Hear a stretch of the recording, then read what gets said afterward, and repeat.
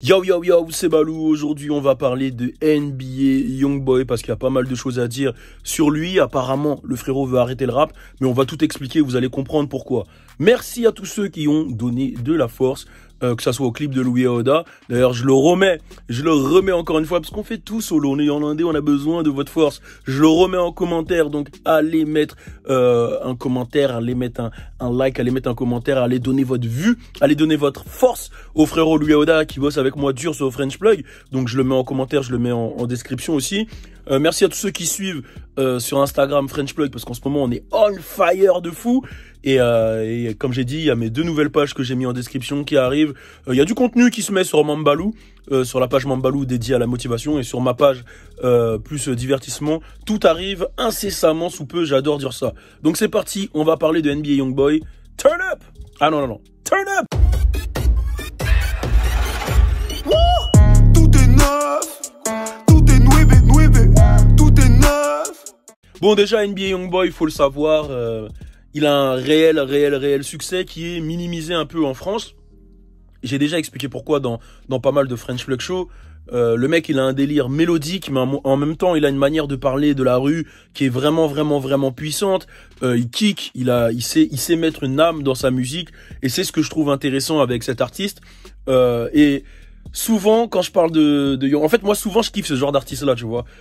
Quand tu prends Lil Wayne, bah, c'est ça, sa force, c'est qu'il arrive à mettre des mélodies, mais il arrive aussi à parler de la rue avec des métaphores et d'une manière vraiment émotionnellement forte. Pareil pour Lil Baby, et bah, je retrouve ça sur NBA Youngboy, et tu sens, en fait, tu sens que le mec est réel, tu sens qu'il a un réel vécu, qu'il a des choses à raconter, d'où son succès aux États-Unis, et aussi le mec, il est super prolifique, ça veut dire qu'il envoie vraiment beaucoup. Mais dans tous les cas, je vais pas vous faire une biographie d'NBA Youngboy. Mon gars, y a mon gars qui est très chaud dans ça pour expliquer qui sont les personnes, leur stratégie marketing. Vous le connaissez, hein, c'est Chris d'Iconic et on attend tous la vidéo de NBA Youngboy de Chris d'Iconic, force à lui. Bon, voilà, vous le savez, je le kiffe. Et moi, quand j'ai découvert NBA Youngboy, c'est avec le morceau 38 Baby. Il a pété vraiment, on va dire, à l'international avec les morceaux comme No Smoke, vous connaissez. Il a pété avec, y a quoi comme morceau qu'ils l'ont fait? Outside Today. Oh, in outside today. Après, il y a le morceau aussi avec A-Boogie à l'époque, Beast Mode. Yeah, Beast Mode et PNB Rock, voilà, c'est des morceaux comme ça qui l'ont fait péter. Il a collaboré avec du monde, hein, Lil Boozy, parce que c'est le sud. Il a collaboré, avec le frérot Agatou, Fun, Kevin Gates, vous connaissez tous. Donc voilà, il a fait des choses qui ont fait péter. Il a bossé avec les plus grosses têtes du sud. Kevin Gates l'a beaucoup poussé jusqu'à il s'est tatoué NBA Youngboy. Voilà, c'était la nouvelle génération, le realest. Mais il a une vie de ouf. Il a une vraie vie de ouf. Il a grandi dans des conditions de ouf. Pour ceux qui suivent le Insta French Plug, vous avez vu sa mère s'exprimer. Sa mère, c'est totalement une gangster, hein, quand il y a eu l'embrouille avec la fille de Floyd Mayweather, etc. C'est complètement une gangster. Et je veux revenir un peu sur son casier judiciaire, entre guillemets, parce que bon, mon but c'est pas non plus de lui faire son jugement, mais pour que vous sachiez un peu d'où le mec vient. Il vient de Bâton Rouge, c'est l'un des quartiers le plus chaud du sud. Il a grandi dans un climat qui est pas facile, et on le ressent dans ses morceaux, et on le ressent même dans son attitude. Il porte une équipe sur le dos, il vient de la rue. Et 2016, alors qu'il était petit, il avait à peine 15 ans, il avait déjà béton dans une prison pour enfants pour tentative de drive-by, quoi. Ça avait tiré sur des mecs, sûrement une équipe rivale, on n'en sait pas trop. Il devait payer 200K pour sortir, la caution. 2018, il a été accusé, c'est là où les embrouilles avec les meufs ont commencé, hein. Il était petit, il avait déjà des enfants, hein. Je crois qu'en 2018, il avait déjà 2-3 enfants.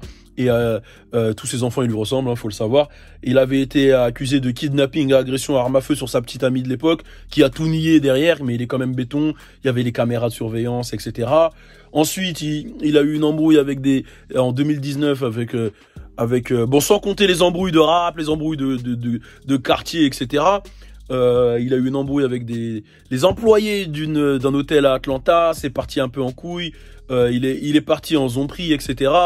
2020, vous le savez, dans tous les cas, On en a parlé sur French Plug, et d'ailleurs gros shout out à What's Up Girl qui détaille vraiment tout. Pour ceux qui savent pas c'est quoi What's Up Girl, c'est le média, le Insta, le Facebook, le Twitter et la page YouTube gérée par l'équipe de Alisha, qui est dédiée vraiment à l'actualité pour, on va dire, féminin de ces boss ladies, et elle a vraiment bien détaillé. L'équipe What's Up Girl ont vraiment bien détaillé en fait cette histoire de Floyd Mayweather, sa fille, l'embrouille. Dans tous les cas, j'en avais parlé aussi, mais l'embrouille de NBA Youngboy et toutes ses conquêtes, ses embrouilles de baby mama. Enfin, c'est vraiment bien fait là-bas. Et depuis, on va pas se mentir, il y a eu ça, il y a eu les embrouilles avec Kodak Black et son équipe. Et on sait très bien que l'équipe de Kodak Black, ils sont chauds, l'équipe de Youngboy sont chauds, voilà. Ça crée des tensions, ça crée des problèmes. Derrière, le mec, il a déjà expliqué que dans ses lives, on l'accuse d'être un mec qui frappe les meufs. Enfin, je pense que il y a toutes ces spirales, même dont j'ai parlé dans le délire de la dépression, des mecs qui le testent dans la rue, parce qu'il y a beaucoup de vidéos qui ont ressurgi d'NBA Youngboy qui s'embrouillent avec des gens dans la rue parce qu'il a ce côté G.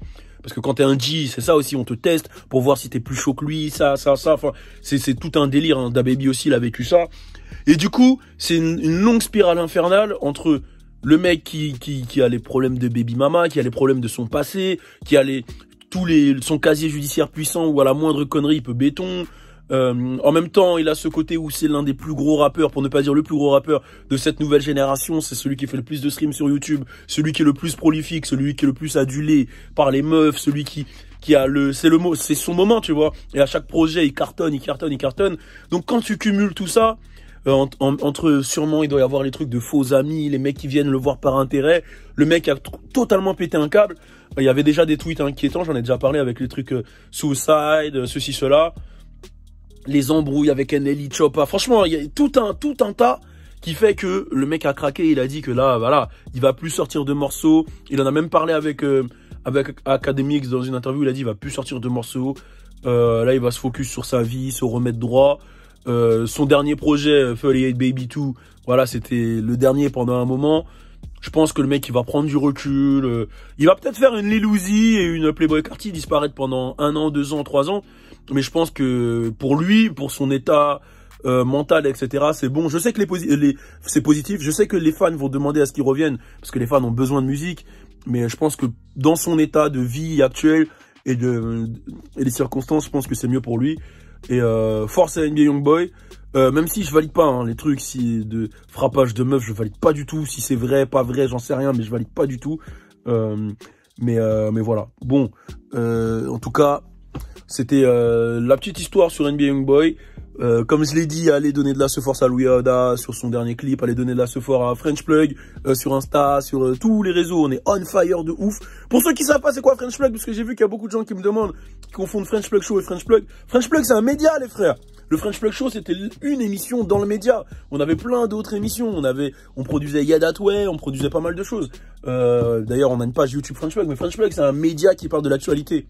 Et voilà. Bon bref, voilà, on est ensemble. Force à vous tous, love y'all, peace. Tout est nouveau concept, nouveau concert sur le CV. Tout est neuf.